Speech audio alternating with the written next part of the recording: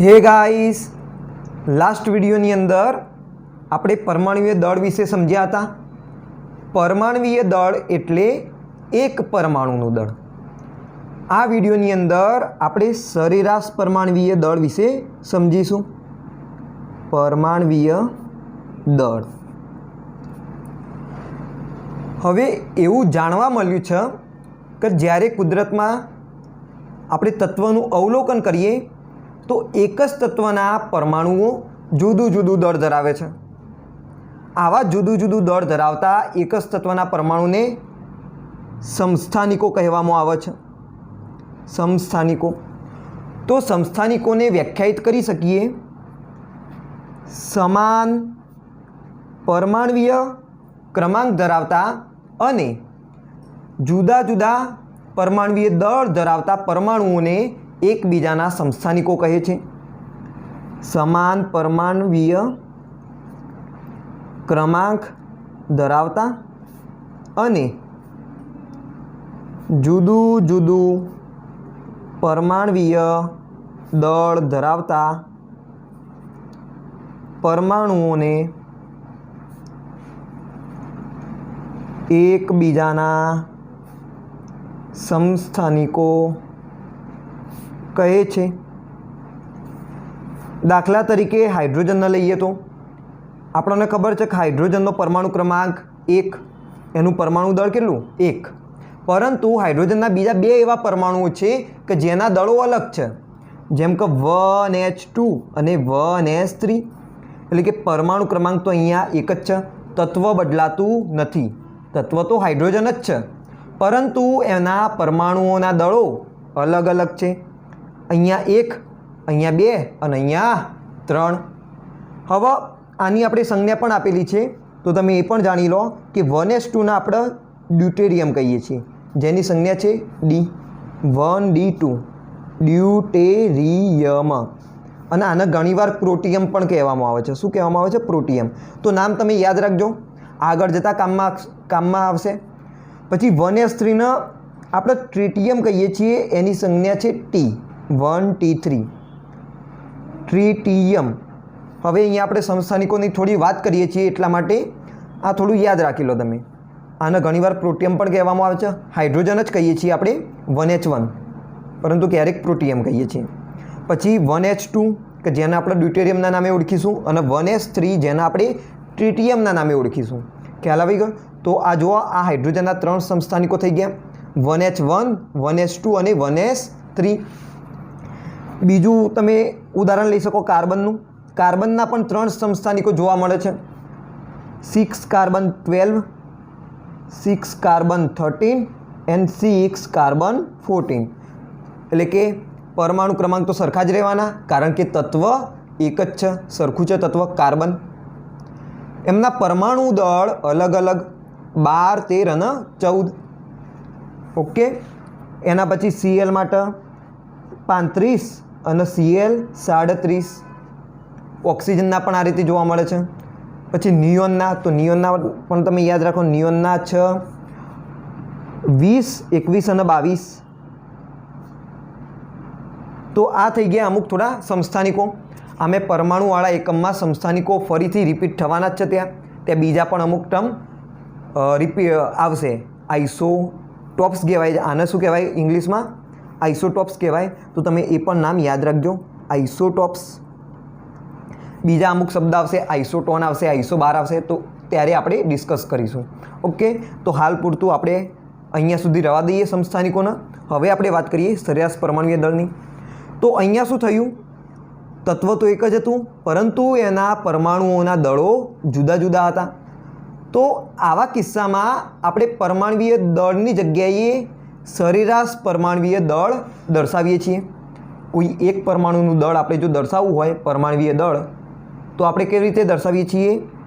सरेराश परमाणुय दळ तरीके एक परमाणुने दळने दर्शावीए छीए। दळ तरीके एक परमाणुना दळने दर्शाववामां आवे छे। तो अहींया आपणो मेन गोल छे सरेराश परमाणुय दळ શોધવાનો, તો દાખલા પણ એ રીતે પૂછાશે કે સરેરાશ પરમાણ્વીય દળ કેવી રીતે શોધી શકાય. ઓકે, તો આ બધી બહુ બેઝિક વાતો હતી. હવે મેઇન પોઈન્ટ આવે છે કે સરેરાશ પરમાણ્વીય દળ કેવી રીતે શોધવું. તો જો આપણે સરેરાશ પરમાણ્વીય દળ શોધવું હોય ને તો પ્રચુરતાનો ખ્યાલ હોવો જોઈએ. શેનો? પ્રચુરતા. તો આ વળી નવો શબ્દ આવ્યો, પ્રચુરતા કોને કહેવાય? તો પ્રચુરતા એટલે બીજું કંઈ નહીં, પ્રમાણ, કે કુદરતમાં આ સંસ્થાનિક કેટલા પ્રમાણમાં મળી આવે છે. દાખલા તરીકે હું વાત કરું કાર્બનની, તો કાર્બન તો ભાઈ કુદરતમાં 3 સ્વરૂપે હોય. એક કાર્બન 12ના સ્વરૂપે પણ હોય, કાર્બન 13ના સ્વરૂપે પણ હોય અને કાર્બન 14ના સ્વરૂપે પણ હોય. હવે ભાઈ બધા થોડી સરખા પ્રમાણમાં હોય, નહીં, સરખા પ્રમાણમાં નહીં હોય. કાર્બન 12 સૌથી વધારે પ્રમાણમાં જોવા મળશે કુદરતની અંદર, કાર્બન 13 બહુ ઓછી પ્રમાણમાં જોવા મળશે, જ્યારે કાર્બન 14 એ લગભગ નહિવત પ્રમાણમાં જોવા મળશે. હશે 3 કુદરતમાં તમને 3 મળશે. ઓકે, પરંતુ બધા જુદા જુદા પ્રમાણમાં હોય, કોઈક વધારે પ્રમાણમાં હોય, કોઈક ઓછું પ્રમાણમાં હોય, ક્યારેક સરખા પ્રમાણમાં પણ મળી આવતા હોય છે સંસ્થાનિકો. એ બીજા તત્વના હોય. કાર્બનના કેવા? કાર્બનનું આ સૌથી વધારે પ્રમાણમાં મળી આવશે અને આ બંને બહુ ઓછા પ્રમાણમાં મળી આવે છે. ઓકે, તો આ પ્રચુરતા, આ પ્રમાણ કોણે નક્કી કર્યું? તો પ્રયોગોના આધારે વૈજ્ઞાનિકોએ નક્કી કર્યું. એમને વિવિધ પ્રયોગો કર્યા અને પછી એમને અવલોકન કર્યું કે ભાઈ કાર્બન 12 તો આટલા પ્રમાણમાં મળી આવે છે, કાર્બન 13 તો આટલા પ્રમાણમાં મળી આવે છે. ઓકે, તો પ્રચુરતાના આધારે આપણે સરેરાશ પરમાણ્વીય દળ શોધીશું. અને પ્રચુરતા આપણે યાદ રાખવાની હોતી નથી, એ દાખલાની અંદર આપેલી હોય છે. ઓકે, અથવા તો એ શોધવાની આવશે તો પછી કોઈક બીજો ડેટા આપેલો હશે. તો આ કંઈ ગોખવાની વસ્તુ નથી. આપણને ફક્ત રીત આવડવી જોઈએ કે સરેરાશ પરમાણ્વીય દળ કેવી રીતે શોધી શકાય. તો ચલો આપણે એક એક્ઝામ્પલ લઈએ, કાર્બનનો જ એક્ઝામ્પલ લઈએ. હું અહીંયા લખી દઉં કાર્બનના સમસ્થાનિકો, કાર્બન 12, કાર્બન 13 અને કાર્બન 14. ઓકે, અહીંયા હું લખી દઉં એમની સાપેક્ષ પ્રચુરતા. તો કાર્બન 12 કુદરતની અંદર 98.892% જોવા મળે છે. આ ટકાની અંદર આપેલા છે ટકા. કાર્બન 13 1.108% મળી આવે છે. કાર્બન 14 2 × 10⁻10% મળી આવે છે. હવે જુઓ અહીંયા એમને પરમાણ્વીય દળ પણ કીધેલું છે કે ભાઈ પરમાણ્વીય દળ તમારે દાખલાની અંદર આઈડિયા જ લેવાના જે આપેલા છે. અહીંયા કેટલું થશે? 12. તો એમને આપેલું છે કાર્બનનું 12. હવે કાર્બન 13નું એમને કંઈક 13.00335 આપેલા છે. તો કંઈ વાંધો નહીં, આપણે 13.00335 લઈને ગણતરી કરીશું. ઓકે, ના આપેલા હોય તો પછી આઈડિયા લઈ લેવાના 12, 13 અને 14. અહીંયા એમને આપેલા છે તો આપેલા છે આઈડિયા લેવાના. અને 14.00317 આપેલા છે કાર્બન 14ના. ઓકે, તો ડેટા ગીવન છે, બધું જ આપેલું છે. આપણે માત્ર શોધવાનું છે કે કાર્બનનું સરેરાશ પરમાણ્વીય દળ. હવે જુઓ ટકા પ્રચુરતામાં આપેલી છે, તો આનો શું મતલબ નીકળે કે ભાઈ ટકા શેમાં ગણાય? તો 100 ગણાય. તો આનો મતલબ શું થયું કે તમારી જોડે 100 પરમાણુ છે, એ 100 પરમાણુની અંદર 98.892 પરમાણુઓ કાર્બન 12ના છે. 1.108 પરમાણુ 100માંથી કાર્બન 13ના છે અને 2 × 10⁻10 આટલા ઓછા પરમાણુઓ માત્ર કાર્બન 14ના જ છે. એટલે મતલબ ટકાનો આ રીતે તમે મતલબ નીકાળી શકો. સમજવાનો પ્રયત્ન કરજો. ટકા આપેલા છે, ટકા 100 નીકાળાય. તો શું મતલબ થયો કે ભાઈ તમારા જોડે 100 પરમાણુઓ, તમે માની લો કે તમારી જોડે કેટલા પરમાણુઓ? 100 પરમાણુઓ છે. તમે હાથની અંદર લઈ લીધા 100 પરમાણુઓ, તો એ 100 પરમાણુની અંદર કાર્બનના જુદા જુદા સમસ્થાનિકો આટલા પ્રમાણમાં જોવા મળશે. તો હવે આપણા મુદ્દાની વાત કરીએ કે સરેરાશ પરમાણ્વીય દળ કેવી રીતના શોધવાનું. તો જુઓ, કંઈ જ નહીં કરવાનું, તમે આટલું કામ કરવાનું. સરેરાશ પરમાણ્વીય દળ બરાબર સમસ્થાનિકનું દળ કેટલું? 12 ગુણ્યા એ સમસ્થાનિકની પ્રચુરતા લખી દેવાની. અહીંયા કેટલી છે? 98.892 વત્તા બીજો સમસ્થાનિક એનું દળ એટલે કે 13.00335 ગુણ્યા એની પ્રચુરતા એટલે કે 1.108 વત્તા ત્રીજો સમસ્થાનિક એનું દળ લખો 14.00317 ગુણ્યા એની પ્રચુરતા લખી દો 2 × 10⁻10 ભાગ્યા આપણે શામાં લીધું આ 100 એ ગણ્યા એટલે ભાગ્યા શું આવશે 100. ઓકે, આ પ્રચુરતા શેની અંદર આપેલી છે? ટકાની અંદર. ટકા શેમાં હોય? 100 હોય. એટલે ઓકે, તો 100 પરમાણુ એ આપણે વાત કરી રહ્યા છીએ એટલે ભાગ્યા શું આવશે? 100 આવશે. ખ્યાલ આવી ગયો? તો બસ તમારે આટલું જ કામ કરવાનું. તો તમને શું મળી જશે? સરેરાશ પરમાણુય દળ મળી જશે. ફરીથી એકવાર રિપીટ કરીએ. સરેરાશ પરમાણુય દળ બરાબર સમસ્થાનિકનું દળ ગુણ્યા તેની પ્રચુરતા વત્તા બીજો સમસ્થાનિકનું દળ વત્તા તેની પ્રચુરતા, સોરી વત્તા નહીં, ગુણ્યા તેની પ્રચુરતા વત્તા ત્રીજો સમસ્થાનિક ગુણ્યા તેની પ્રચુરતા ભાગ્યા 100. કેમ? કારણ કે અહીંયા 100 પરમાણુએ લીધા છે એટલા માટે. હવે જો બીજી એક ટીપ કહી દઉં તમને. ધારો કે તમને ખ્યાલ ના આવે ભાઈ 100 કેમ અહીંયા લીધા, તો તમારે શું કરવાનું? જે પણ પ્રચુરતા આપેલી હોય એનો સરવાળો કરવાનો અને એ લેવાનું. તો અહીંયા તમારી બે જ પોસિબિલિટી બનશે. કોટ તો શું આપેલું છે? ટકામાં આપેલું હોય ને તો ડાયરેક્ટ 100 મૂકી દેવાના. આનો તમે સરવાળો કરીને પણ જોઈ શકો છો. 98.892 વત્તા 1.108 કરશો તો લગભગ 99.9999ની આસપાસ તમને જવાબ મળશે. એટલે કે થઈ ગયા ને 100. આપણે ટકા 100 નીકાળે છે એટલા માટે. તો સરેરાશ પરમાણુય દળ તમે આ રીતે શોધી શકો. હવે ચલો ગણતરી કરી દઈએ આની. તો લગભગ તમે કેલ્ક્યુલેટરની અંદર ગણતરી કરશો તો તમને કંઈક આવો જવાબ મળશે 12.011ની આસપાસ. અને એકમ કયો? યુ. યુ શું દર્શાવે? એક પરમાણુનું દળ દર્શાવશે. યુ શું દર્શાવશે? એક પરમાણુનું દળ. બરાબર, આ બધા યુ એકમની અંદર આપેલા છે. જેમ કિલોગ્રામ, ગ્રામ, મિલીગ્રામ હોય ને, મીટર હોય, સેન્ટીમીટર હોય, એ જ રીતે યુ પણ એક એકમ છે દળનો. એક પરમાણુનું દળ એટલે કેટલું થાય? પરમાણુય દળ. એને દર્શાવવા માટે આપણે યુનો ઉપયોગ કરીએ છીએ. તમને ખ્યાલ છે યુ અને ગ્રામ વચ્ચેનો સંબંધ પણ. તો આ વસ્તુ તમે યાદ રાખજો. તો સરેરાશ પરમાણુય દળ કાર્બનનું કેટલું આવી ગયું? 12.011 યુ. કેવી રીતે શોધ્યું? તો કાર્બનનું સમસ્થાનિકનું દળ ગુણ્યા તેની પ્રચુરતા વત્તા સમસ્થાનિકનું દળ ગુણ્યા તેની પ્રચુરતા વત્તા સમસ્થાનિકનું દળ ગુણ્યા તેની પ્રચુરતા ભાગ્યા પ્રચુરતાનો સરવાળો. જેટલા પણ પ્રમાણમાં મળી આવતા એ બધાનો સરવાળો કરો એ શું આવશે? નીચે આવશે. હવે જુઓ અહીંયા બુકની અંદર અલગ રીતે ગણેલો છે. બુકની અંદર શું કર્યું?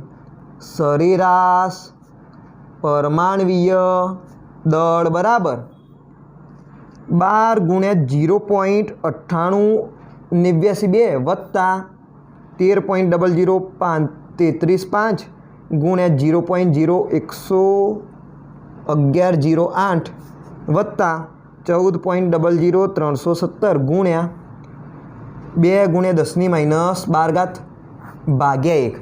તો બુકની અંદર આ રીતે આપેલો છે. તો કન્ફ્યુઝ ના થતા.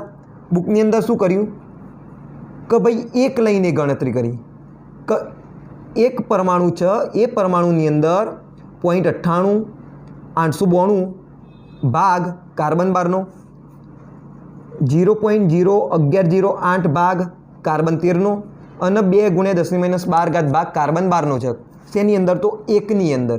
એકની અંદર ભાઈ આ રીતના ભાગલા પાડી દીધા. આ છે 12નો ભાગ, આ છે 13નો ભાગ ને આ છે 14નો ભાગ. એટલે કે એકની સાપેક્ષે ગણતરી કરી. કોની? એકની સાપેક્ષે ગણતરી કરી. તો છેદમાં શું આવશે? પછી 1 આવશે. એટલે કન્ફ્યુઝ ના થતા. અને જો કન્ફ્યુઝન થતી હોય તો તમારે શું યાદ રાખવાનું? ભાગાકારની અંદર પ્રચુરતાનો સરવાળો આવશે. અહીંયા કેટલા? 0.98 વત્તા 0.011 વત્તા 2 × 10⁻12 કરશો તો તમને કેટલો જવાબ મળશે?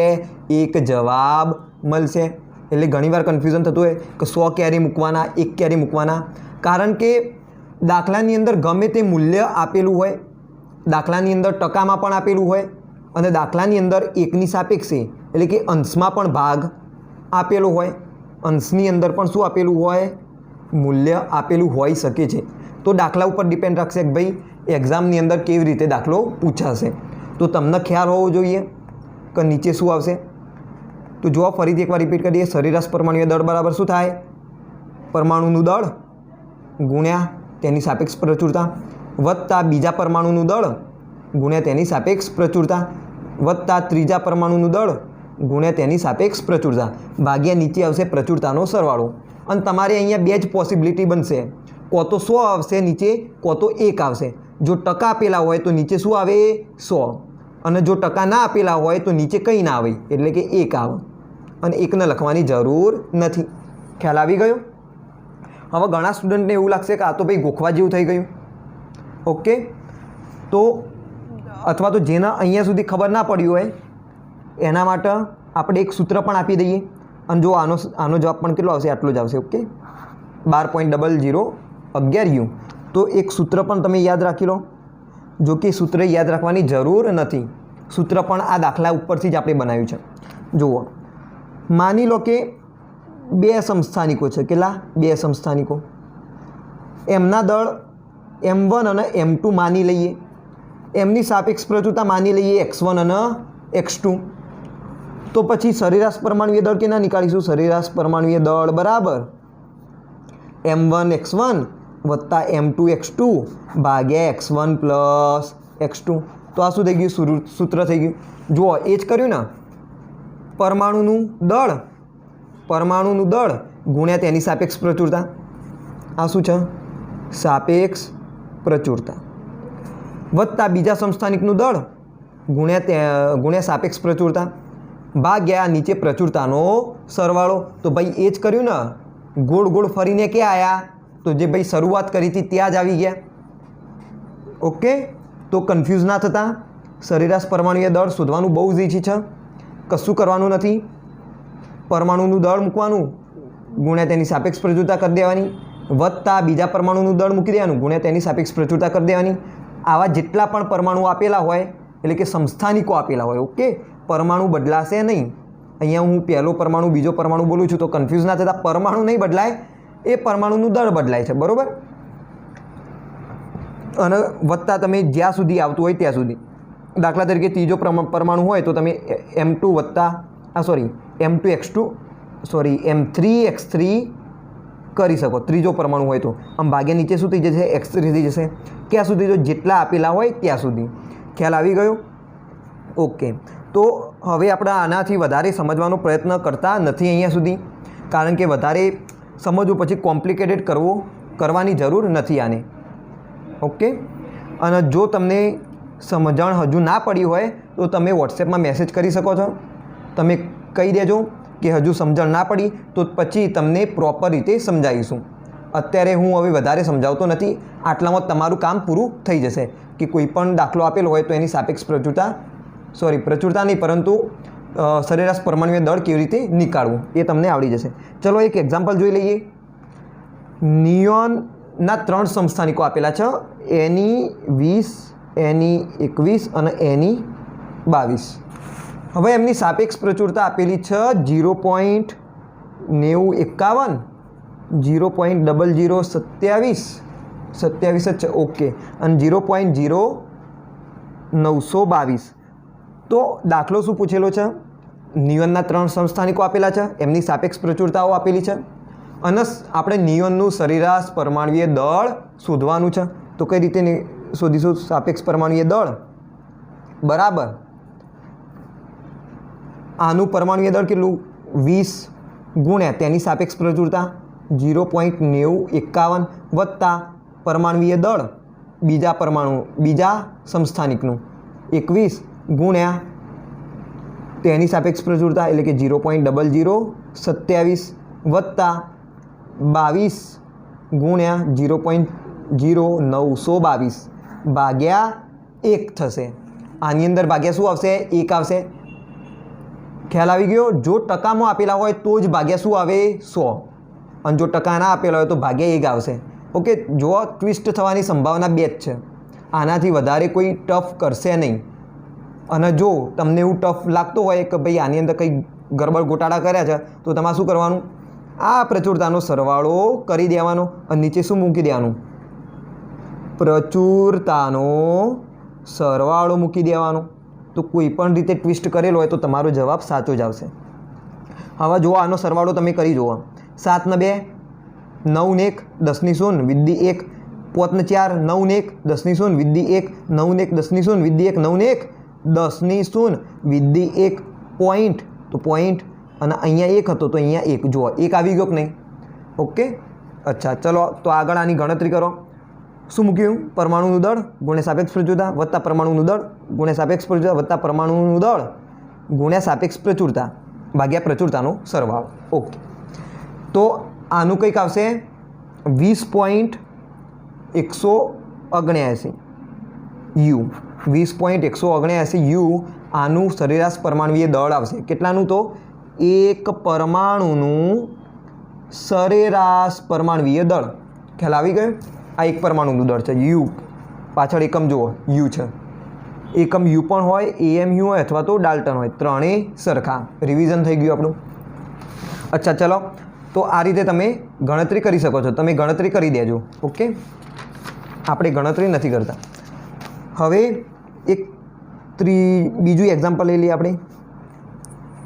ક્લોરીનના 2 સમસ્થાનિકોના એએમયુમાં વજન અનુક્રમે 34.97 અને 36.97 છે. તેમની સાપેક્ષ પ્રચુરતા અનુક્રમે 0.755 અને 0.245 છે. તો ક્લોરીનનું સાપેક્ષ પરમાણુય દળ શોધો. ઓકે, પહેલાં રકમ લખી દઈએ. ક્લોરીનના 2 સમસ્થાનિકોના એએમયુમાં વજન અનુક્રમે 34.97 અને 36.97 છે.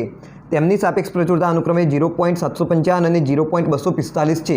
તો ક્લોરીનનું સરેરાશ પરમાણુય દળ શોધો. તો એના શોધશો? સરેરાશ પરમાણુય દળ બરાબર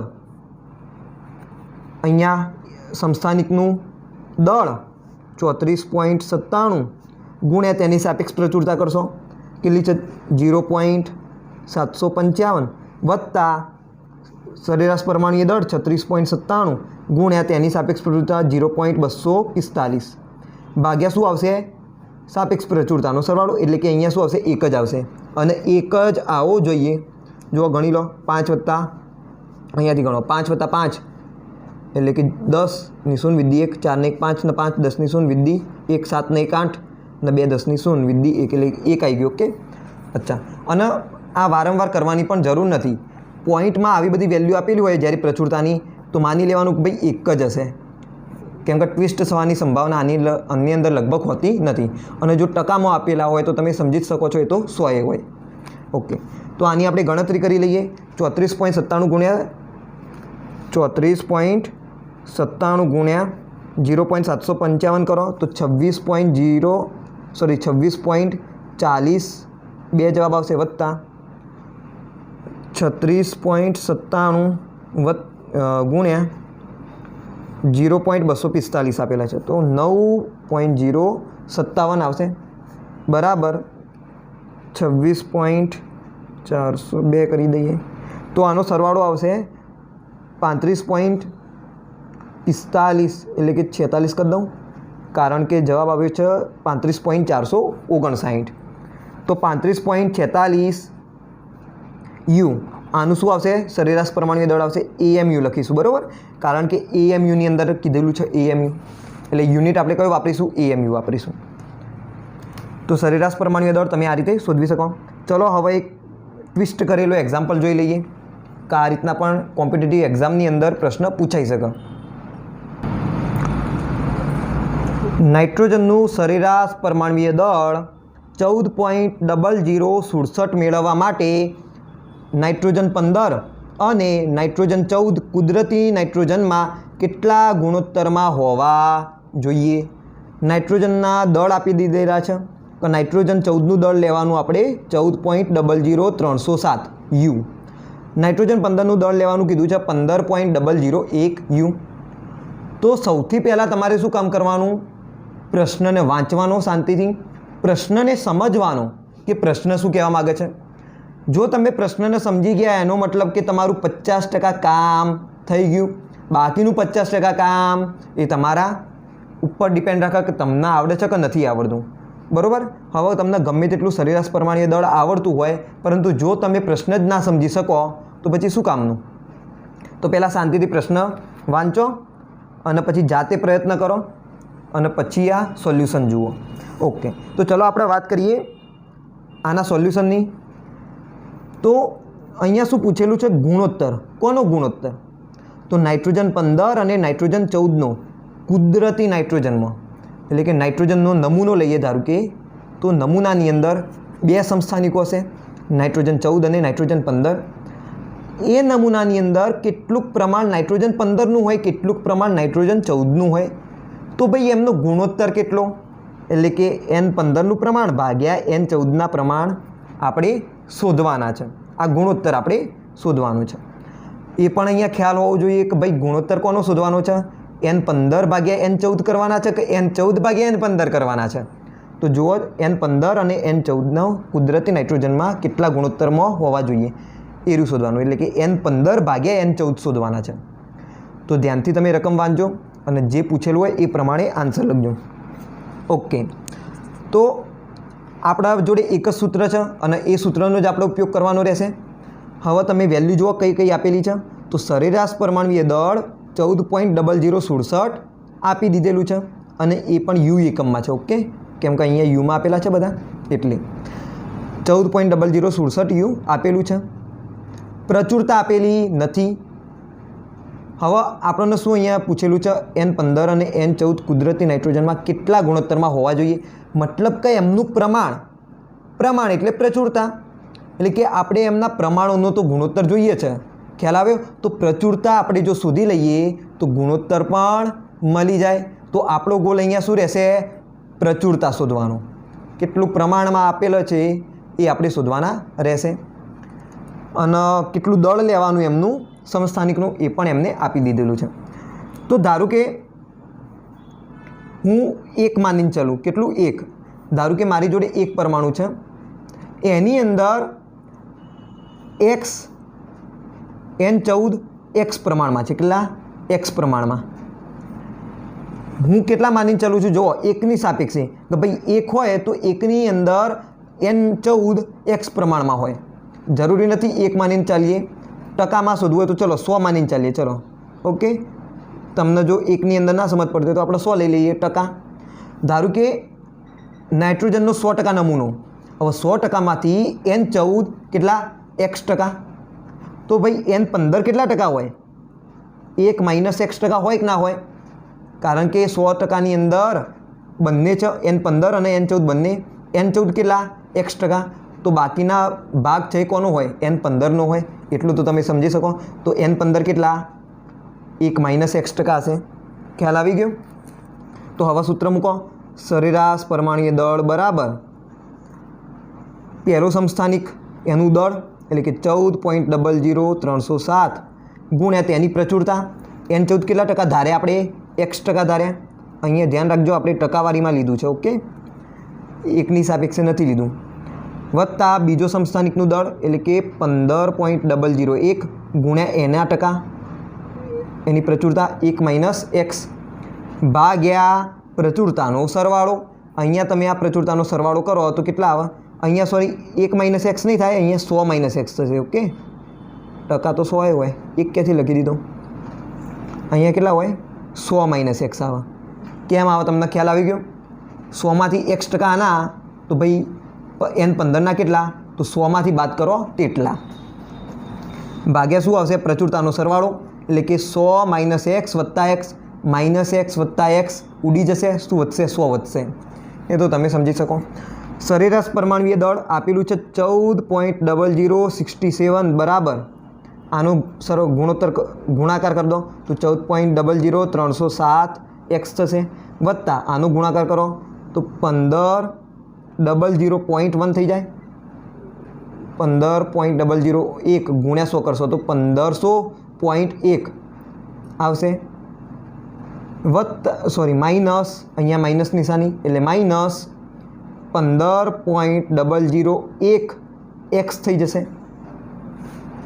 આટલું આવી ભાગ્યા 100 સામે લઈ જઈએ તો ગુણાકાર થઈ જાય તો 14.67 બરાબર આ પણ X વાળું પદ, આ પણ X વાળું પદ, અહીંયા માઇનસ તો બાદબાકી કરી દો તો શું જવાબ આવશે, 1500.1. આ તો એમના એમ માઇનસ થશે કારણ કે આ પદ મોટું છે.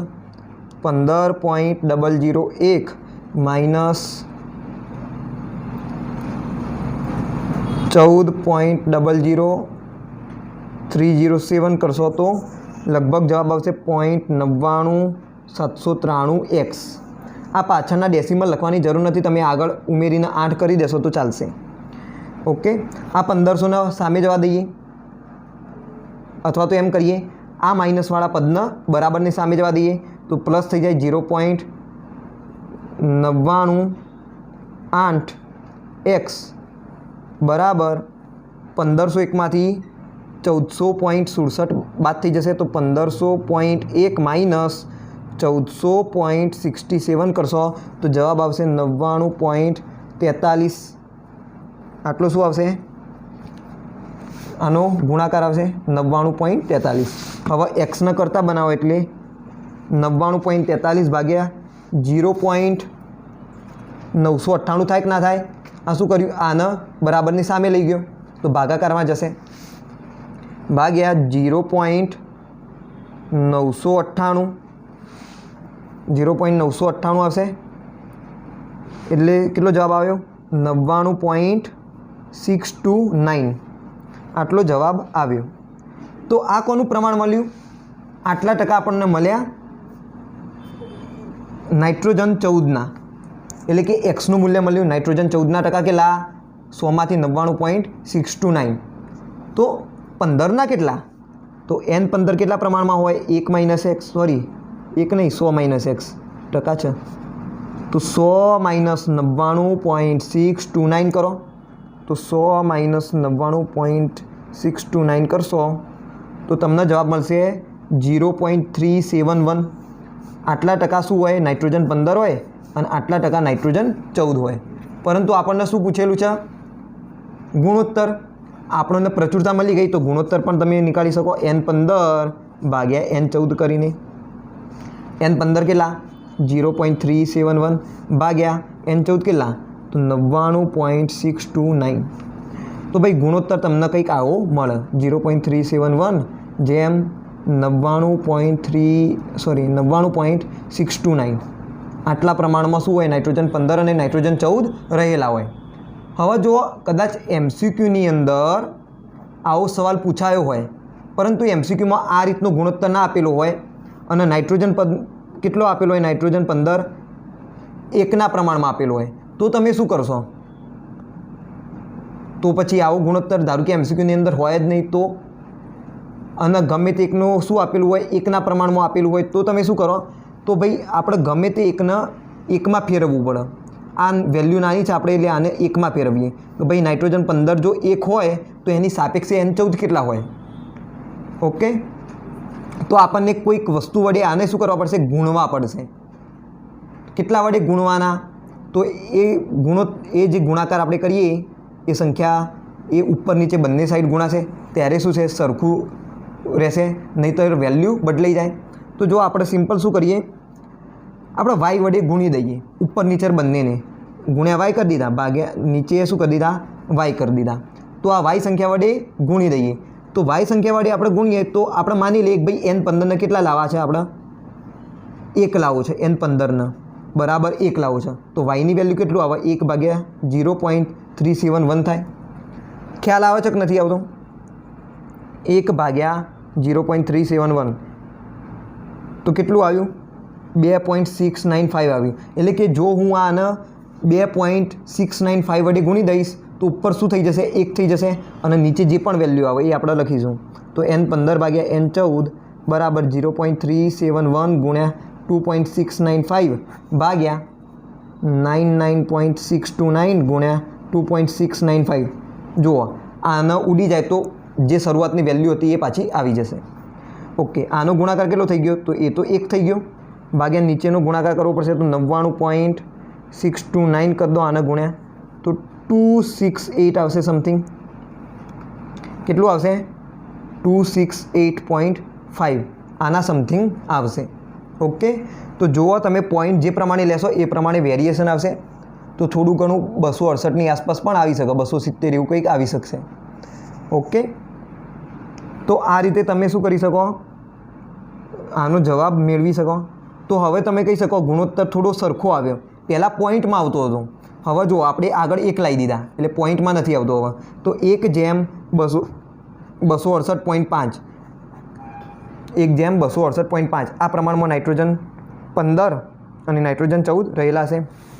તો જો કંઈ જ નહીં કર્યું, અહીંયા પોઈન્ટમાં બંને સંખ્યાઓ હતી અને ઓકવર્ડ લાગતું હતું, તો આપણે થોડું સિમ્પલ કર્યું, સરળ કર્યું કે ભાઈ એમ માની લીધું કે ભાઈ N15 છે ને એને 1ના ફોર્મમાં લાવી દઈએ આપણે.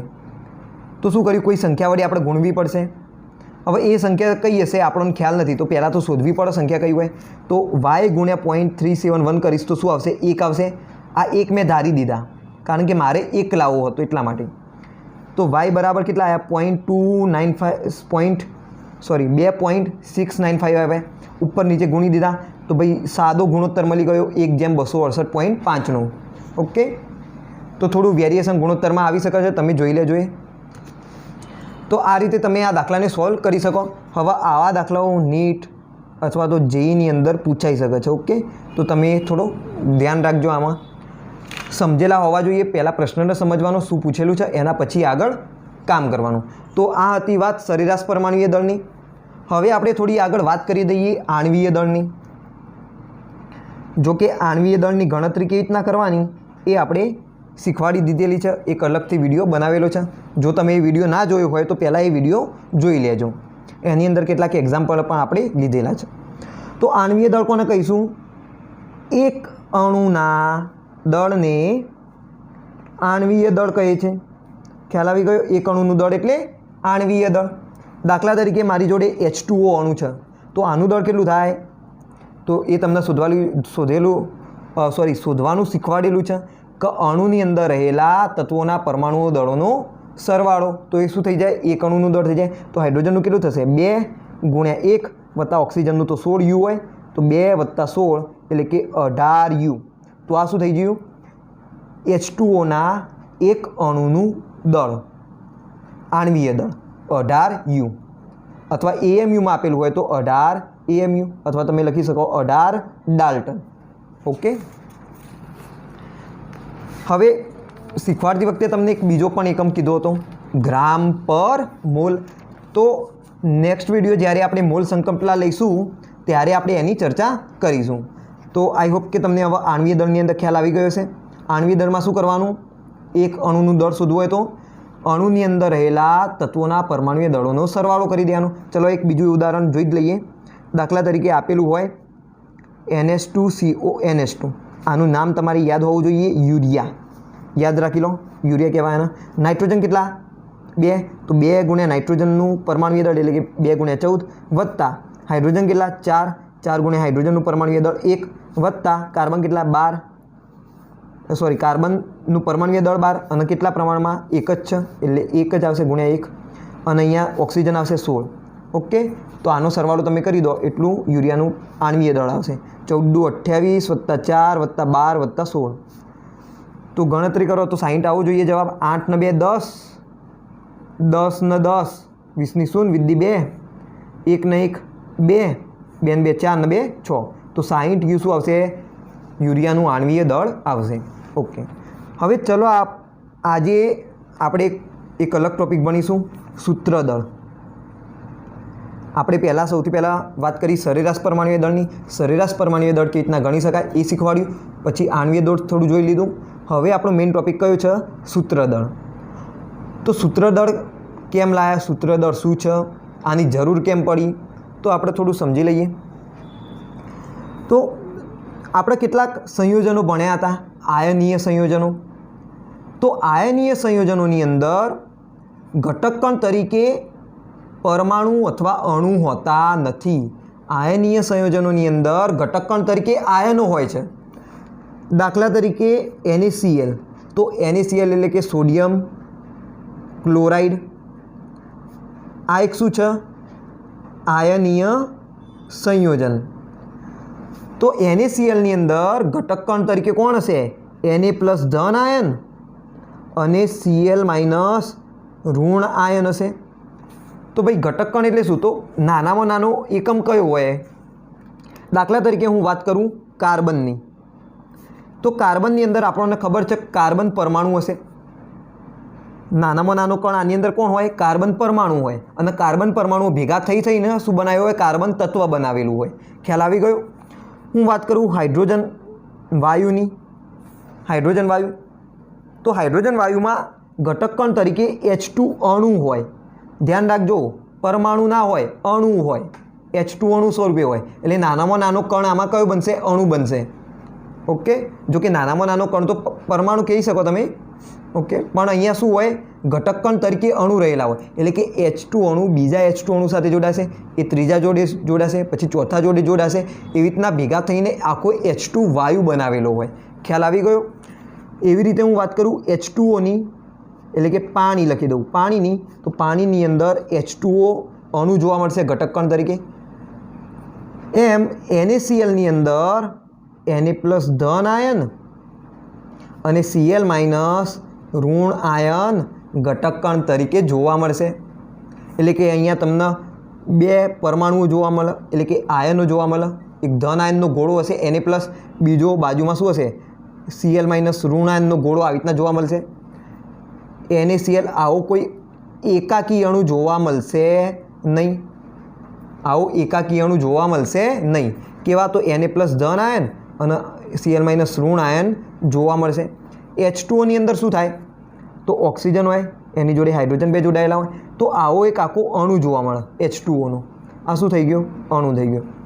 કાર્બનની અંદર કાર્બનનો આખો એક પરમાણુ જોવા મળે. એવી જ રીતે આ જે હોય સ્ફટિક NaClનો, એની અંદર Na+ ધન આયન અને ઋણ આયન તરીકે Cl- એ ઘટક કણ તરીકે હાજર હશે. તો પરમાણુના દળને, એક પરમાણુના દળને આપણે શબ્દ આપ્યો પરમાણવીય દળ. એક અણુના દળ માટે આપણે શબ્દ આપ્યો આણવીય દળ. હવે અહીંયા પરમાણુ પણ નથી, અણુ પણ નથી, તો ભાઈ આણવીય દળ શબ્દ વપરાય? ના વપરાય. એટલે આપણે વિચાર્યું ભાઈ કંઈ વાંધો નહીં, આણવીય દળ ના કહીએ તો કંઈ નહીં, આપણે શબ્દ આપ્યો સૂત્રદળ. શું કીધું? સૂત્રદળ. તો ભાઈ એક NaClનું જે સૂત્ર છે એનું દળ, એટલે કે એક સૂત્ર દળ. ઓકે, આપણે શું શબ્દ આપ્યો? સૂત્રદળ શબ્દ આપ્યો આણવીય દળની જગ્યાએ. તો આણવીય દળ કોના માટે? તો જો આણવીય દળ બધા ઘટકો માટે વાપરી શકાય, સોરી બધા સંયોજનો માટે વાપરી શકાય. ઘટક નહીં કહીશું, સંયોજન કહીશું. બધા સંયોજનો માટે આપણે આણવીય દળ શબ્દ વાપરી શકીએ. પરંતુ સૂત્રદળ શબ્દ કોના વાપરીશું? માત્ર આયનીય સંયોજનો માટે જ વાપરીશું. ખ્યાલ આવી ગયો? તો હવે પ્રશ્ન એ થાય કે ભાઈ સૂત્રદળ શોધવાનું કઈ રીતે? તો કંઈ નહીં, સૂત્રની અંદર રહેલા તત્વોના પરમાણવીય દળોનો સરવાળો કરી દો એટલે સૂત્રદળ મળી જશે. સૂત્રની અંદર રહેલા પરમાણવીય દળોનો સરવાળો, રહેલા તત્વોના પરમાણવીય દળોનો સરવાળો કરી દો. હવે NaClને તમે કઈ રીતના લખો? NaCl લખો. સૂત્ર કયું લખો? NaCl. તો આ સૂત્ર થઈ ગયું જેને આપણે કહીએ છીએ આણવીય સૂત્ર. તો એની અંદર એક Na છે અને એક Cl છે, તો આનું સૂત્રદળ કેટલું થાય? સૂત્રદળ બરાબર Na નું પરમાણવીય દળ વત્તા Clનું પરમાણવીય દળ. કંઈ નહીં, આણવીય દળના જેવી જ વાત છે. અહીંયા પણ જે પણ તત્વો આપેલા હોય એ તત્વોનો સરવાળો કરી દો પરમાણવીય દળોનો. Na નું 23 વત્તા 35.5 બરાબર 58.5 U. આનું શું આવશે? જવાબ આવશે 58.5 U. NaClનું સૂત્રદળ તમને મળશે. હવે આપણે આયનીય સંયોજનો માટે સૂત્રદળ શબ્દ વાપર્યો 23 વત્તા 35.5 5 5 3 8 બરાબર 58.5. ખ્યાલ આવી ગયો સૂત્રદળ શું છે? ઓકે, તો સૂત્રની અંદર રહેલા તત્વોના પરમાણવીય દળોનો સરવાળો. દાખલા તરીકે CaCl2 કેલ્શિયમ ક્લોરાઇડ. તો ભાઈ કેલ્શિયમ ક્લોરાઇડ એ એક આયનીય સંયોજન છે. એનું સૂત્ર કંઈ ના લખીએ આપણે CaCl2 દ્વારા. તો આનું સૂત્રદળ કેટલું થાય? સૂત્રમાં રહેલા તત્વોના પરમાણવીય દળોનો સરવાળો. તો Caનું પરમાણવીય દળ વત્તા 2 ગુણ્યા Clનું પરમાણવીય દળ થશે.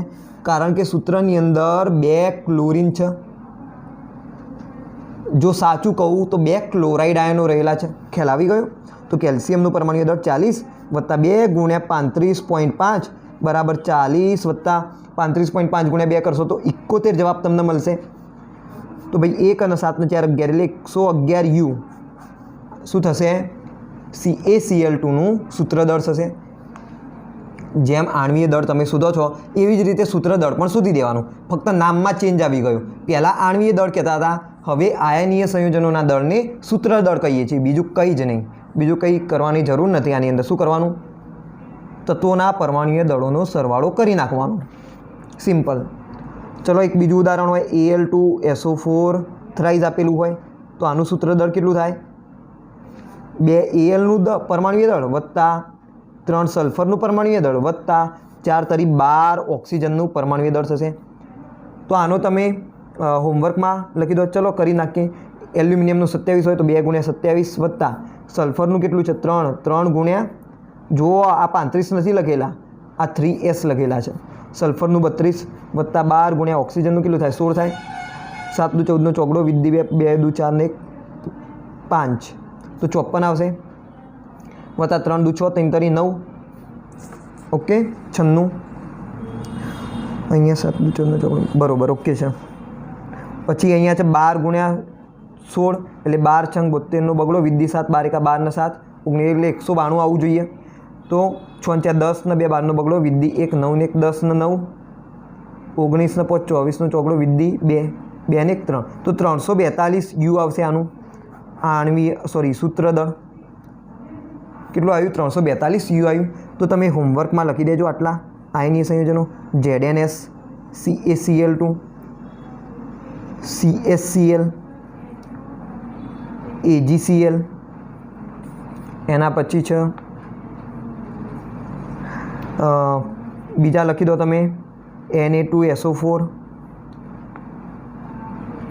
KCl લખી દો, K2SO4 લખી દો, MgCl2 લખી દો, MgSO4 લખી દો, CaSO4 પણ લખી દો તમે. તો આટલાના તમે શું કરજો? સૂત્ર દળ શોધજો, એટલે કે આણ્વીય દળ. આપણે આણ્વીય દળમાં પણ આવા જ કોમન એક્ઝામ્પલો લીધેલા હતા. ઓકે, તો તમને ખ્યાલ આવી ગયો હશે કે સૂત્ર દળ કોને કહેવાય. અહીંયા Ag છે તો Agનું કંઈક 108 સમથિંગ તમને મળશે. તમે જોઈ લેજો, બુકની અંદર આપેલા જ છે બધા ડેટા. 108 એનું શું હશે? પરમાણુય દળ હશે સિલ્વરનું. હવે બુકની અંદર એક બીજું વાક્ય લખેલું છે કે 6Cl- આયન એક Na+ આયનો 6Cl- આયનો વડે ઘેરાયેલા હોય અને એક Cl- આયન 6 Na+ આયનો વડે ઘેરાયેલા હોય NaCl સ્ફટિકની અંદર. તો ભાઈ આનો આપણે ડિટેલમાં અભ્યાસ ધોરણ 12ની અંદર ઘન અવસ્થાની અંદર કરીશું.